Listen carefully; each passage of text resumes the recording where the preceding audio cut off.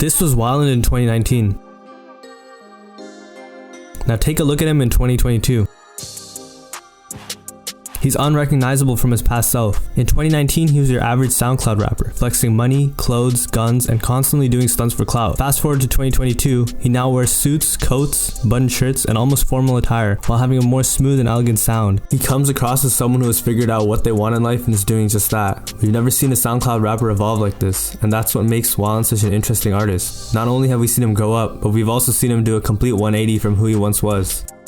In this video, we're gonna go through Weiland's evolution, from his pack runner days, Vice's era, and everything in between.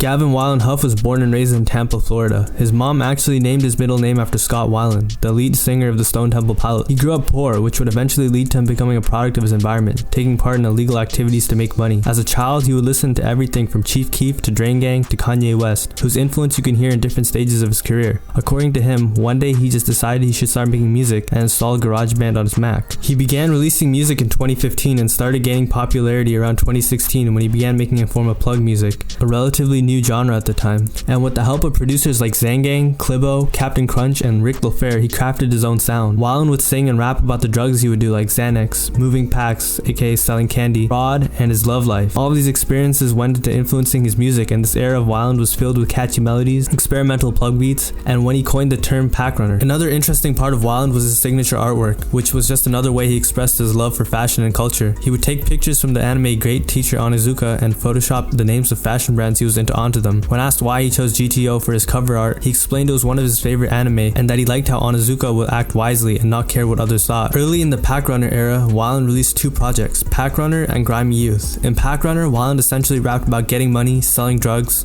the expensive clothes he would buy, and confessing his love for a girl. Although the project had hits like Demons and Knots, it wasn't close to his best work. However, it showed Weiland had a lot of potential. He wasn't afraid to take risks and spoke about everything going on in his life without filtering out anything in his music. He just needed a little more time to develop that sound, and that's exactly what he did in Grammy Youth. This time, Weiland changed his flow, had a more mature voice, and his melodies had somehow gotten even better. The tape summarized his discography up to that point. It had songs like Into Me, For You, and Affection, which were love songs with a similar vibe to his previous love songs like Xanax Queen and All I Need. It had the classic Weiland, rapping about drugs, guns, and his struggles as someone making a name for himself through rap. Personally, Grammy Youth is one of my favorite tapes. It's a no-skip album, and it gives me a nostalgic feeling that takes me back to 2018. Unfortunately, after Grammy Youth dropped, Weiland began releasing music a lot less frequently. This marked his departure from plug and his change of style to a more traditional way of rapping. Sure, he dropped a couple songs similar to his old style on his archive page, but it was clear that he was trying to blow up through one of his songs. Weiland's social media antics were what drew tons of people to his music at the time, and he would use all sorts of marketing gimmicks for clout. There's a video of him announcing he got breast implants. First rapper with a pair of fucking titties. Got a rack on me, I'll still fuck you up. See, new video soon, new music soon. Him showing off his clone. The label's been telling me, don't show your clone to anybody and all that. I don't give a fuck no more, so here you go.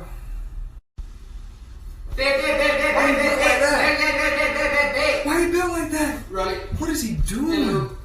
What's good, bro? What are you doing? And his most viral video where he faked getting an auto-tune implant. I tap on this tooth 5 times, and then you see it's lit up now. That means it's working, you hear it? Woo! Woo! Yeah, big bang! His snippets almost always had guns in them. He even had a fake RPG in one. Weiland later said that this was all just a way for him to promote his music. He would reach out to Instagram pages that had like big followings, like rap pages and stuff like that, and I'd have them post, because it would drive people to come to your page. They'd be like, you know, like, what is this? Is this real? They'd come to you, then they'd stream. a decent but overused strategy. Some of my favorite songs from this time were the songs he made with members from Slay World. Tracks like Tesla with Summers, Added with Can, and Racks with Isaiah Tiji were much more experimental and reminded me of the old Weiland, who would drop whatever and whenever. He also met Yeet, who was a very small artist at the time and was mostly known for being a Slay World affiliate and a friend of Weiland's. He was actually my introduction to Yeet. Together, they released songs like La La La and Money Fetish. Weiland actually believed in Yeet a lot, and his premonition would eventually come true. Many people don't know this, but Weiland actually gave Yeet his presets when he noticed noticed that Yeat wouldn't record often because he didn't like the sound of his own voice. While all of this was going on, Weiland was hardly releasing any music, and although it never disappointed, fans were getting tired of waiting for his album. At the beginning of 2020, Weiland signed to Victor Victor, a label imprint under Universal Music Group run by Steven Victor, who was previously an A&R at Good Music, Kanye's label. He finally had a push behind his music and the tools at his disposal to make whatever he wanted. However, his self-titled album had a pretty lackluster rollout. He dropped 2 singles, Hellcat and Slip NY6 Febby.Onion. The second single was a reference to the digital fraud he was doing, Slip being a website known for selling Amazon and PayPal accounts. These singles didn't really disappoint, but his fans still weren't satisfied between the long wait and the fact that they weren't hits.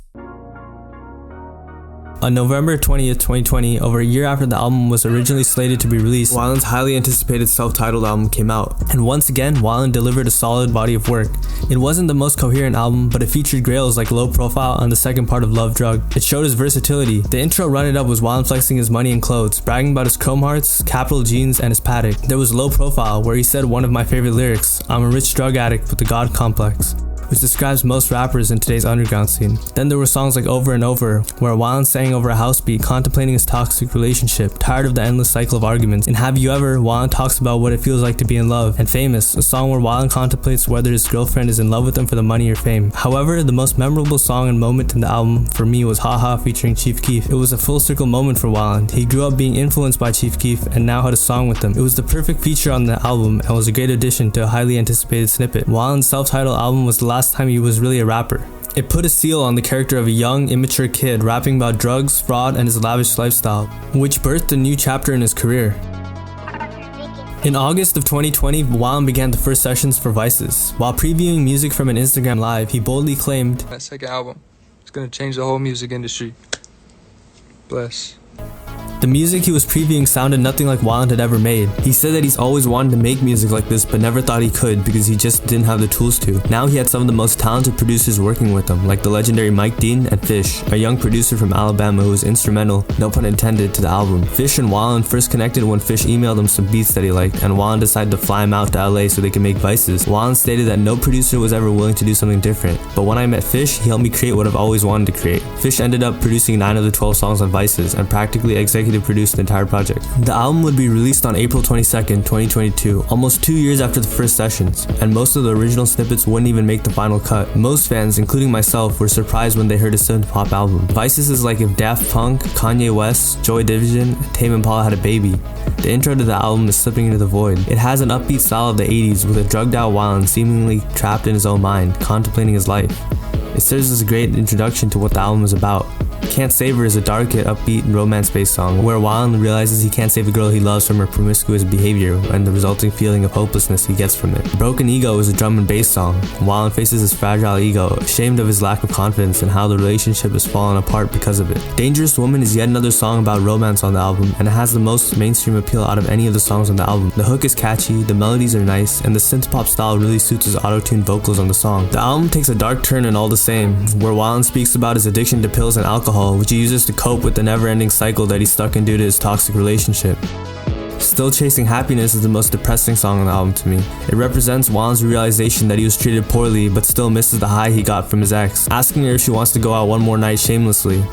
In Better Place, Weiland returns to a trippy, heavy synth beat with dark auto-tune, echo-like vocals. He's finally starting to let go of his ex. Hard Time has a Depeche Mode beat, where he alternates between a weird speaking voice and his dark, echoey vocals. Weiland misses his ex and is struggling to move on, and although he's been with other girls, they don't compare to her. The worst part about it is she's fine without him. Blaming Myself was the only single off of Vices, and Weiland once again conveys his low self-esteem. He sees everything going wrong in his relationship as his fault, while his ex can do no wrong. Wanted More has a retro electronic vibe, like something you would hear in an 80s spy show. His ex constantly wanted more from him, an excess of love that he couldn't provide for her. The feeling of not being enough tore him apart and made him regret all the love he did give to her. Weiland reflects on his previous relationship once again in Mellotron, thinking about how perfect he remembers his ex being and that he wouldn't change a thing about the relationship. The music video is shot on film and has a simple 80s aesthetic to it. It shows Weiland performing a song with an emotionless face while men in black suits watch him in the studio. There are times where he sees a reflection of himself painted blue, which I think is supposed to represent the depression he hid underneath his facade. When the song's over, the men in black suits drag him out and he doesn't put up a fight, possibly hinting at Weiland being unhappy with his label deal. The rest is up to interpretation, but I see it as Weiland trying to match the aesthetic that an 80s synth-pop video would have while adding his own twist to it. Finally, Farewell, the outro to Vices, has spaceship-like sounds,